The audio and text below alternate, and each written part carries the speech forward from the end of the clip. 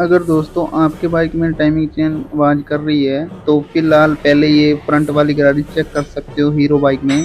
इसके आप देख सकते हो कि सुराख होल बड़े हुए हैं और एक साइड से टेढ़े हुए हैं। इसकी वजह से आपकी टाइमिंग आवाज़ करेगी। डलवार भी नहीं डाल दो तो भी आवाज़ करेगी। अब मैं न्यू वाली दिखाता हूँ, आप देख सकते हो किस टाइप से एकदम से नींदे सही हैं। ये हीरो बाइक की है न्यू।